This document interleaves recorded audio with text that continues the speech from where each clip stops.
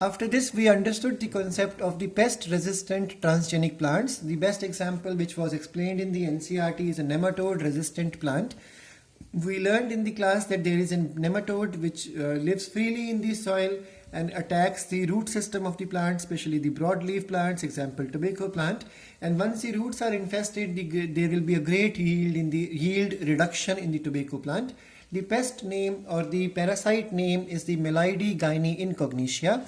We learned that there is a cellular level of defense common to all eukaryotes, which is called as the RNA interference or silencing of the messenger RNA.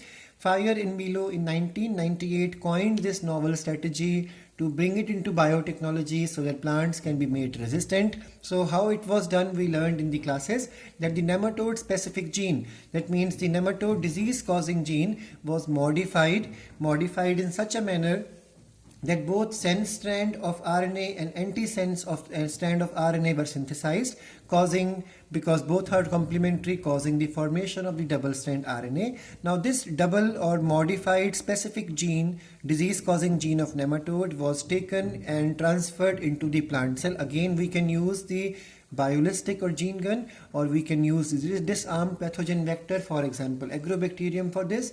And once we successfully transfer this gene of interest into the plant cell, now the plant cell would be grown into a complete plant through tissue culture, and each cell in the plant's body would carry the double strand RNA. Now whenever the parasite tries to attack the plant, then this double strand RNA will initiate the concept of RNA interference. It's a mechanism of defense. There is a proteinaceous enzyme or RNase enzyme present, which is called as the dicer. Dicer is going to split this double strand RNA into small pieces of double strand RNAs called as the small interfering RNAs, which join with another type of ribonuclease enzyme to form RNA-induced silencing complex or RISC. RISC activates the RISC, once get activated, will cause the single-stranded nature of the RNA and binds with the complementary portion of the messenger RNA of the target pest or nematode, and binds to it and inactivates it so that there is no expression. Because there is no expression or no translation from the messenger RNA of the protein formation, therefore no symptoms or no infection takes place in the plant. Thus this transgenic plant becomes resistant, and the parasite is supposed to be dead. Now we learned the examples also, like for example the post-harvest loss can be delayed or can be reduced because of, for example, by creating a genetically modified tomato, for example, which the variety is the flavor sour. In this, the expression of a gene, that gene which codes for the formation of polygalacturonase. Now this enzyme is required for softening the middle lamella or breaking the cell wall, so that this over-ripening of fruit takes place. Now in this variety of tomato, this gene has been silenced. So because it is silenced, the over-ripening of the tomato does not take place. It remains fresh for a longer time. In the same manner, biofortified rice is there, which carries which is called the golden rice. It has higher content of the provitamin A or beta carotene. And in the same manner, scientists have started now molecular farming. Instead of growing microorganism in the bioreactor, we can also grow crops in the field, or we can rear animals in the animal husbandry areas. And when animals are reared or the plants are grown, from plants as well as animal, through their leaves, tubers, or through their milk, urine or blood, we can obtain these products, and this is a cheaper method of the bioreactions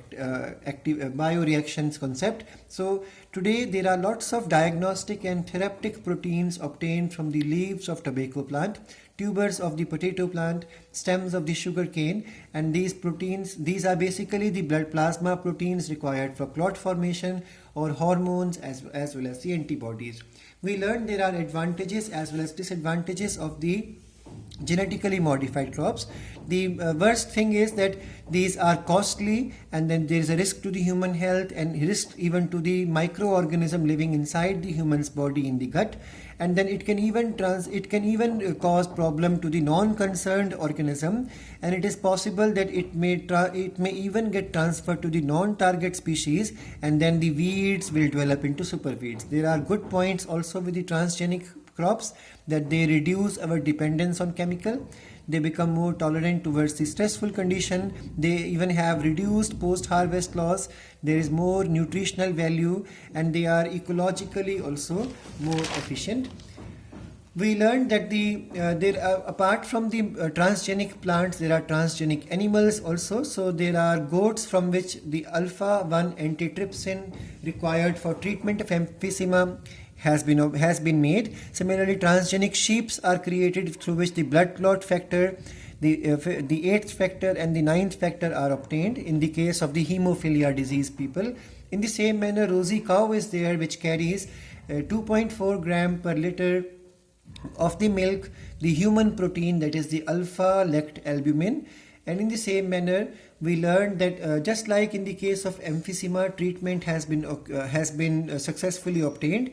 Now research is going on to make treatments even for the PKU, that means phenylketonuria, as well as cystic fibrosis. We also learned that transgenic mice are made for the testing of the vaccine, especially the NCERT says polio vaccine was tested on the transgenic mice. These animals are also used for testing the chemical toxicity or safety level. And then we also learned that in these animals we can even prepare spare parts for human body, and we can replace them with the defective parts. So first transgenic animal for the food was the salmon fish. The fish had more amount of growth hormone so that it grows bigger in size. And in the same manner, we have lots of rabbits, mice, rats used for the medical studies as well as production of these therapeutic drugs, diagnostic drugs. We learned that the first transgenic cow is the rosy cow, and in the same manner even doggy is the first dog and Andy is the first monkey.